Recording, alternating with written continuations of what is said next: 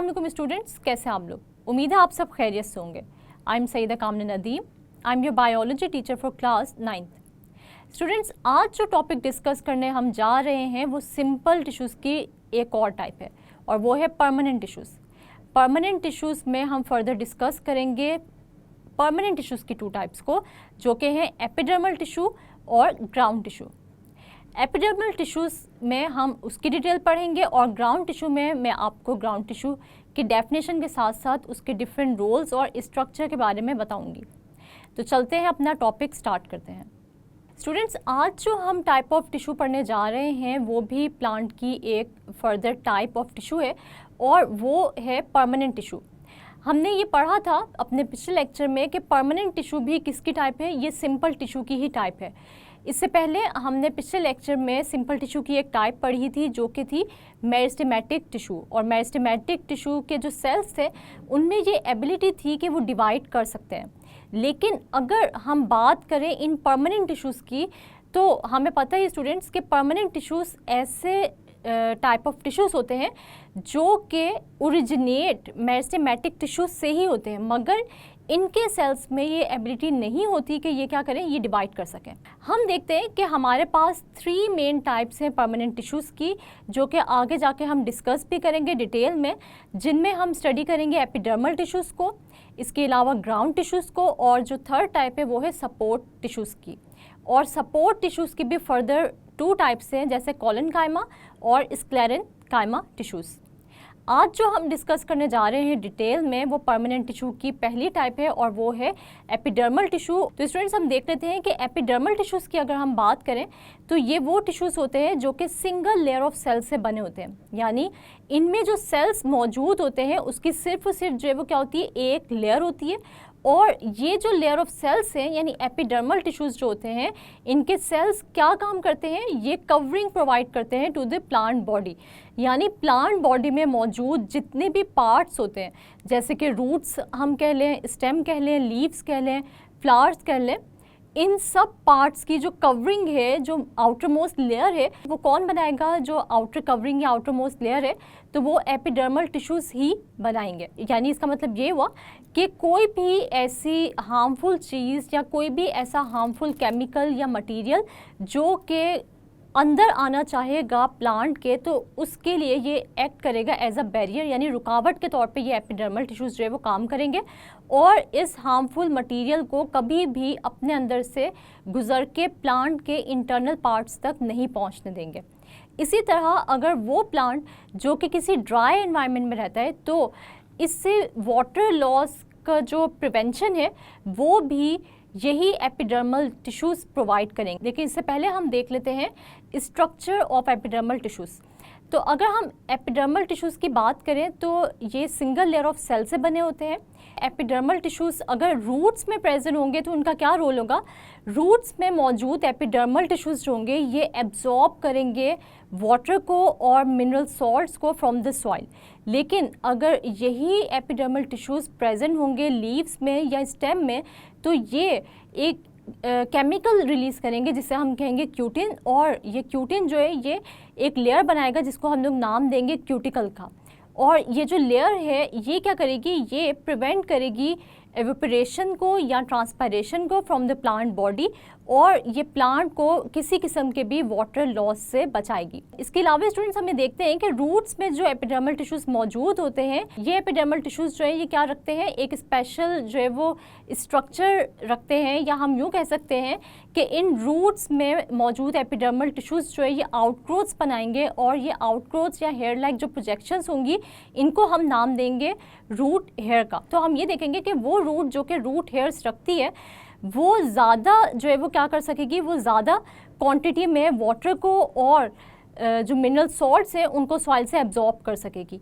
और इसकी रीज़न क्या होगी कि वो रूट जिसके ऊपर रूट हेयर मौजूद नहीं है और वो रूट जिस पे रूट हेयर्स मौजूद हैं, तो रूट हेयर्स की मौजूदगी की वजह से surface area for the absorption of water and mineral salts जो है वो क्या हो जाएगा, इंक्रीज़ हो जाएगा, जिसकी वजह से एब्जॉर्प्शन ऑफ वाटर और मिनरल सॉल्ट्स क्या हो जाएगी, इंक्रीज़ हो जाएगी। क्योंकि हमें पता है कि जब भी किसी भी ऑब्जेक्ट का या किसी भी बॉडी का सरफेस एरिया बढ़ता है तो हमें पता है कि जो रिएक्शन का रेट होता है वो भी बढ़ जाता है। इसके अलावा हम देखते हैं कि अगर वो बॉडी जो है वो किसी चीज़ को एब्जॉर्ब कर रही है तो वो जो एब्जॉर्प्शन होगी वो भी डिपेंड करेगी किस चीज़ पे, इस बॉडी के सरफेस एरिया पे।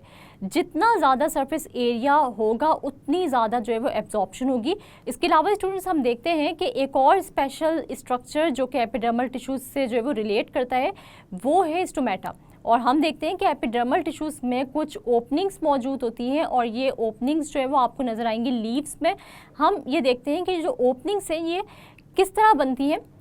ये स्टोमेटा बनते हैं 2 गार्ड सेल्स से और ये जो गार्ड सेल्स होते हैं ये बीन शेप्ड होते हैं। दिन के वक्त हम देखते हैं कि ये गार्ड सेल्स जो है वो क्या करते हैं, गार्ड सेल्स जो है वो प्रोड्यूस करते हैं ग्लूकोज। और वो ग्लूकोज किस प्रोसेस के थ्रू प्रोड्यूस करते हैं, ये ग्लूकोज प्रोड्यूस होता है by the process of photosynthesis. और ये पॉसिबल क्यों होता है, क्योंकि इन गार्ड सेल्स में मौजूद होता है क्लोरोप्लास्ट। और क्लोरोप्लास्ट ऐसा ऑर्गेनेल है, और हमने ये पढ़ा हुआ है कि ये प्लांट का वो स्पेसिफिक ऑर्गेनेल है जो कि एक पिगमेंट रखता है जो कि ग्रीन कलर का होता है और उसको हम कहते हैं क्लोरोफिल। और ये क्लोरोफिल सनलाइट को एब्जॉर्ब करता है और कार्बन डाइऑक्साइड और वाटर को कंबाइन करके प्लांट्स का फूड बनाता है ग्लूकोज की फॉर्म में। तो क्योंकि ये जो गार्ड सेल्स हैं स्टोमेटा के, ये रखते हैं क्लोरोप्लास्ट अपने अंदर, जिसकी वजह से ये पॉसिबल होता है कि ये फोटोसिंथेसिस के थ्रू ग्लूकोज बनाए। और दिन के वक्त क्योंकि ग्लूकोज बन रहा होता है और सनलाइट भी मौजूद है, ग्लूकोज बन रहा है, इस वजह से गार्ड सेल्स जो है वो क्या होंगे, टर्जिट होंगे और ओपन होंगे। लेकिन रात के वक्त जब ग्लूकोज की कंसंट्रेशन कम हो जाती है, क्योंकि ये ग्लूकोज दिन भर बनता भी और यूटिलाइज भी होते जाते हैं, लेकिन रात जब होती है तो ये ग्लूकोज जो है वो प्रिपेयर नहीं होता बल्कि स्टॉप हो जाती है इसकी प्रिपरेशन। अब गार्ड सेल्स क्या हो जाएंगे, फ्लैसिड हो जाएंगे यानी श्रिंक हो जाएंगे। और ये जो ओपनिंग है जिसको हमने स्टोमेटा का नाम दिया है, सिंगल ओपनिंग को हम स्टोमा कहते हैं, और प्लूरल यानी बहुत सारी ओपनिंग्स को जो कि गार्ड सेल्स की वजह से बन रही हैं एपिडर्मल लेयर में आपको नज़र आएंगी। तो ये जो ओपनिंग होगी रात के वक्त क्या हो जाएगी, यानी स्टोमेटा जो रात के वक्त होगा वो क्या हो जाएगा, क्लोज हो जाएगा। स्टूडेंट्स हम ये देखते हैं कि परमानेंट टिश्यूज़ की जो नेक्स्ट टाइप है वो टाइप है ग्राउंड टिश्यू। और अगर हम लोग ग्राउंड टिश्यूज़ की बात करें तो they are simple tissues and are composed of parenchyma cells. ये सिंपल टिश्यू की ही एक टाइप है, ग्राउंड टिश्यू भी। और सिंपल टिश्यू जैसे मैंने आप लोगों को बताया था कि ये सिंगल टाइप ऑफ सेल से मिलकर बनते हैं, और ये पैरेन्काइमा सेल्स से मिलकर बनेंगे ग्राउंड टिश्यूज़ की अगर हम बात करें।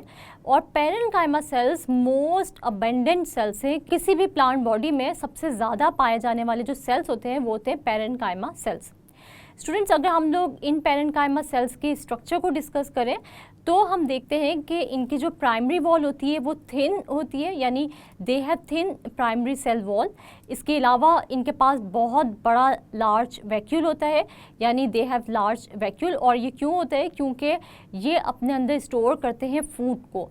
और हम ये देखते हैं कि वो पैरेन्काइमा सेल्स जो कि लीव्स में पाए जाते हैं, इन पैरेन्काइमा सेल्स की फॉर्म को हम कहते हैं मीज़ोफिल। और ये जो मीज़ोफिल होते हैं, ये मीज़ोफिल सेल्स जो हैं ये अपने अंदर क्या कर सकते हैं, ये अपने अंदर ग्लूकोज की प्रिपरेशन करते हैं by the process of photosynthesis. और जैसे मैंने आप लोगों को बताया कि फोटोसिंथेसिस जो है ये वो प्रोसेस होता है जिसके थ्रू कार्बन डाइऑक्साइड और वाटर कंबाइन करता है in the presence of sunlight and chlorophyll और बनाता है ग्लूकोज। स्टूडेंट्स अगर हम ये देखें कि क्या ये डिवाइड कर सकते हैं या नहीं, तो हम देखते हैं कि कुछ पार्ट्स प्लांट के जो होते हैं उनमें ये जो ग्राउंड टिश्यूज़ होते हैं वो डिवाइड भी कर सकते हैं और डिफरेंशिएट भी होते हैं। और ये कब होता है, जब भी रिपेयरिंग का प्रोसेस चल रहा होता है, यानी कोई भी ऐसा प्लांट का पार्ट जिसको चोट लग गई है या जिसका कोई भी टिश्यू या सेल जो है वो डैमेज हो गए और अब उसको रिपेयरिंग की ज़रूरत है, तो यही जो पैरेन्काइमा सेल्स हैं ये पैरेन्काइमा सेल्स डिवाइड करेंगे, डिफरेंशिएट करेंगे, नए सेल्स या नए सेल की टाइप्स बनाएंगे और उस स्पेसिफिक पार्ट जिसको कि इंजरी का सामना है या इंजरी जो है फेस करनी पड़ रही है, वो जो पार्ट होगा वो रिपेयर होगा विद दीज पैरेन्काइमा सेल्स जो कि डिफरेंशिएट और डिवाइड करके नए सेल्स बनाएंगे और उस इंजरी को रिपेयर कर देंगे। स्टूडेंट्स आज का टॉपिक जो हमने पढ़ा वो थी 2 पहली टाइप्स परमानेंट टिश्यूज़ की, जैसे कि एपिडर्मल टिश्यूज़ और ग्राउंड टिश्यूज़। उम्मीद है आप लोगों को आज के लेक्चर की समझ आ गई होगी। लेकिन स्टूडेंट्स इसका अंदाज़ा मुझे कैसे होगा? इसका अंदाज़ा मुझे होगा एक छोटे से क्विज से। तो मैं आप लोगों से एक छोटा सा क्विज लेती हूँ, और अगर आप लोग को ये क्वेश्चंस नहीं आते तो अपनी बुक पर हाईलाइट करें और इनकी रिटर्न प्रैक्टिस कीजिएगा। सबसे पहला जो हमारे पास क्वेश्चन है वो क्या है? What are permanent tissues? तो परमानेंट टिश्यूज़ क्या होते हैं? These tissues are originated from the meristematic tissues but the cells do not have the ability to divide, यानी ये जो टिश्यूज़ है परमानेंट टिश्यूज़, ये मेरिस्टेमेटिक टिश्यूज़ से ही ओरिजिनेट हुए हैं, मगर इनके सेल्स में जो है वो डिवीजन की एबिलिटी नहीं होती। इसके बाद आप लोगों के पास अगला क्वेश्चन क्या है? Name types of permanent tissues. तो परमानेंट टिश्यूज़ की कितनी टाइप्स हमने स्टडी की? हम लोग ने देखा कि हमने जो है वो 3 टाइप्स जो है वो उसके नेम्स पढ़े हैं, 2 टाइप्स को हमने डिटेल में स्टडी किया है। तो आपने सिर्फ नाम लिखने हैं, तो आप वो 3 नाम लिखेंगे कि सबसे पहले epidermal tissues, number 2 ground tissues और नंबर 3 सपोर्ट टिश्यूज़। ये तीनों टिश्यूज़ हैं जो कि परमानेंट टिश्यूज़ की टाइप्स हैं। नेक्स्ट क्वेश्चन स्टूडेंट्स हमारे पास है, व्हाट आर एपिडर्मल टिश्यूज़। तो एपिडर्मल टिश्यूज़ क्या होते हैं कि these are composed of single layer of cells and provide covering to the parts of the plant, यानी डिफरेंट पार्ट जैसे रूट्स है, स्टेम्स हैं, लीव्स है, फ्लावर है, इनको जो कवरिंग प्रोवाइड करेगा वो क्या होंगे? वो एपिडर्मल टिश्यूज़ होंगे।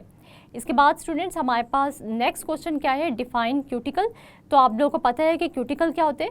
एपिडर्मल टिश्यूज़ जो है वो एक केमिकल प्रोड्यूस करती है जो कि है क्यूटिन, और क्यूटिन जो है वो एक लेयर बना देता है जिसको हम लोग नाम देते हैं क्यूटिकल का, जो कि प्रिवेंट करती है एवेपोरेशन को या वाटर लॉस को from different parts of the plant. Students next जो क्वेश्चन है हमारे पास वो है, व्हाट आर स्टोमेटा। तो स्टोमेटा आप लोगों को पता है कि पोर्स होते हैं किसके अंदर? एपिडर्मल लेयर में।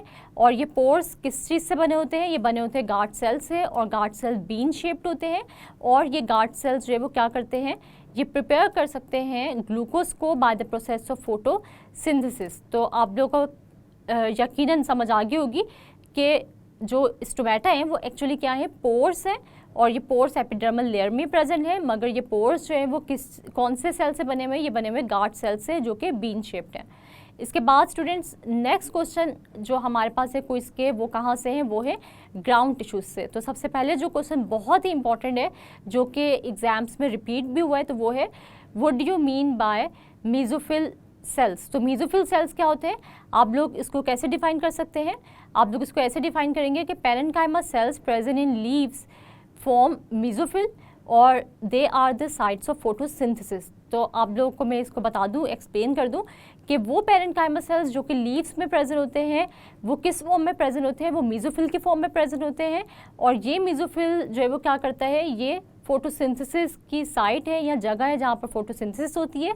और फोटोसिंथेसिस क्यों होती है यहाँ पर? क्योंकि इनमें मौजूद होता है क्लोरोप्लास्ट, जिसके अंदर मौजूद होता है ग्रीन पिगमेंट, और ये ग्रीन पिगमेंट की मौजूदगी में ही सनलाइट जो है वो क्या? सनलाइट, और जब तक ये जो ग्रीन पिगमेंट है ये सनलाइट को एब्जॉर्ब नहीं करेगा तब तक कार्बन डाइऑक्साइड और वाटर कंबाइन करके ग्लूकोज नहीं बना सकती। स्टूडेंट्स इसके बाद जो मेरे पास क्वेश्चन है वो है, give structure of parenchyma sales. तो पैरेन्काइमा सेल्स का क्या स्ट्रक्चर है? आप लोगों को पता है कि इनकी जो प्राइमरी वॉल है वो क्या है? थिन वॉल है, और इसके अलावा इनके पास जो है वो क्या होते हैं? लार्ज वैक्यूल होते हैं for the storage of food.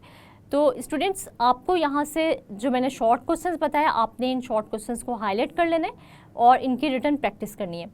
अब मैं आपको एक लॉन्ग क्वेश्चन बताती हूँ जो कि आपसे पूछा जा सकता है परमानेंट टिश्यू से रिलेटेड।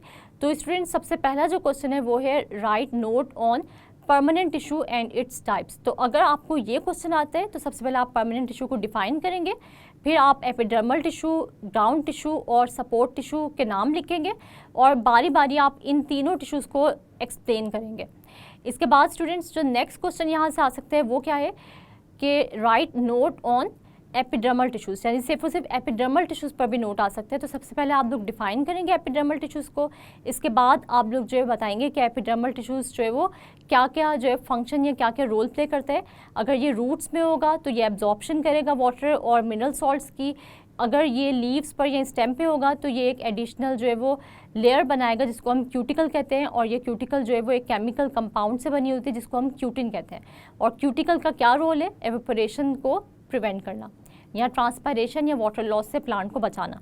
इसके अलावा आप फिर इसके स्पेशल स्ट्रक्चर्स को भी डिस्कस करेंगे जो कि हमने डिस्कस किए थे रूट हेयर्स और स्टोमेटा की फॉर्म में। इसके बाद स्टूडेंट्स हम एक और जो लॉन्ग क्वेश्चन यहाँ से आ सकता है वो है, right note on ground tissues. तो आप लोगों ने क्या करना है कि ग्राउंड टिश्यूज़ को पहले डिफाइन आप करेंगे, फिर आप बताएंगे पेरेन्काइमा सेल्स क्या होते हैं, फिर आप बताएंगे मेसोफिल क्या होता है, और फिर आप जो है वो इनकी क्या करेंगे, इनका रोल लिखेंगे, ग्राउंड टिश्यूज़ जो है वो डिफरेंट पार्ट्स में क्या क्या रोल प्ले करते हैं। स्टूडेंट्स, यहाँ पर मैं आपको एक और इंटरेस्टिंग इन्फॉर्मेशन देती चलूँ, और वो पेरेन्काइमा सेल्स से रिलेटेड है कि पेरेन्काइमा सेल्स की जो शेप होती है वो क्या होती है, स्फेरिकल होती है, लेकिन जब ये एक दूसरे के साथ कांटेक्ट में होते हैं, जो पॉइंट ऑफ कांटेक्ट होते हैं वो क्या होते हैं, वो फ्लैट होता है, ठीक है। यानी वैसे अगर हम इनको अलग अलग देखें तो वो क्या होते हैं, वो राउंड शेप के या स्फेरिकल शेप के होते हैं, लेकिन जब ये आपस में जो है वो क्लोजली पैक्ड होते हैं तो तब जो पॉइंट ऑफ कांटेक्ट होते हैं, जहाँ पर दो सेल्स मिल रहे होते हैं, वहाँ से इनकी शेप क्या हो जाती है, फ्लैट हो जाती है। जी स्टूडेंट्स, तो आज हमने स्टडी किया परमानेंट टिश्यू की पहली दो टाइप्स को, जैसे कि एपिडर्मल टिश्यू और ग्राउंड टिश्यू, जिसमें मैंने आप लोगों को बताया कि एपिडर्मल टिश्यू किस तरह प्रोवाइड करता है covering to the plant body, और साथ साथ हमने इसके स्पेशल स्ट्रक्चर्स के बारे में पढ़ा, जैसे कि रूट हेयर्स के बारे में और स्टोमेटा के बारे में। इसके अलावा हमने ग्राउंड टिश्यूज़ की डिटेल को स्टडी किया, जिसमें आपने मेसोफिल सेल्स, पेरेन्काइमा सेल्स के बारे में पढ़ा और देखा कि किस तरह मेसोफिल सेल्स जो है वो रोल प्ले करते हैं फोटोसिंथेसिस में। उम्मीद है कि आज के लेक्चर की आप लोग को समझ आ गई होगी। नेक्स्ट लेक्चर तक के लिए अपना बहुत सारा ख्याल रखिएगा और मुझे दुआओं में याद रखिएगा। अल्लाह हाफिज़।